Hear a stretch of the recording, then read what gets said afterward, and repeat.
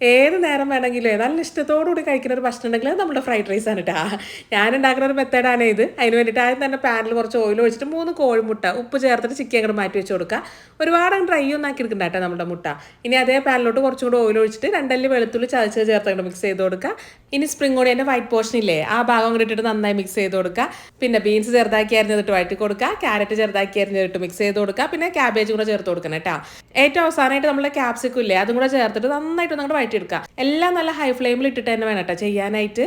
പിന്നെ ഇതിൻ്റെ അകത്തേക്ക് കുരുമുളകിൻ്റെ പൊടി, ഉപ്പ്, വിനാഗിരി, സോയാ സോസ് ചേർത്ത് മിക്സ് ചെയ്ത് കൊടുക്കാം. ഇനി ഇതിൻ്റെ അകത്തേക്ക് ചിക്കി വെച്ചിരിക്കുന്ന മുട്ടയും അതേപോലെ സ്പ്രിംഗ് ഓണിയനൂടെ ചേർത്ത് മിക്സ് ചെയ്തോളൂ കേട്ടോ. ഇനി നമ്മൾ ഫ്രൈഡ് റൈസ് ഒക്കെ ഉണ്ടാക്കുന്ന സമയത്ത് എന്തായാലും തലേന്ന് തന്നെ അരിയൊക്കെ വേവിച്ച് നല്ല സെറ്റാക്കി ഫ്രിഡ്ജിൽ വെച്ചിട്ടുണ്ടാവും അല്ലേ, ആ ഒരു റൈസ് അങ്ങോട്ട് ചേർത്ത് കൊടുക്കാം കേട്ടോ. ശരിക്കും നല്ല തണുപ്പോടുകൂടി തന്നെ വരട്ടെ ഈ ഒരു ഫ്രൈഡ് റൈസിലേക്ക് നമ്മൾ റൈസ് ചേർത്ത് കൊടുക്കാനായിട്ട്. എന്നിട്ട് എല്ലാം കൂടെ നന്നായിട്ട് അങ്ങോട്ട് മിക്സ് ചെയ്ത് നമ്മുടെ അരി അങ്ങോട്ട് ചൂടാക്കി എടുത്താൽ മതി. ഈ അരി ഇങ്ങനെ പൊട്ടി വരുന്ന ആ ഒരു സൗണ്ട് നമുക്ക് കേൾക്കണം. ആ ഒരു പാകം വരെ വരട്ടെ ഈ നമ്മളുടെ ഈ ഒരു റൈസ് അങ്ങോട്ട് ഫ്രൈ ചെയ്തെടുക്കാനായിട്ട്.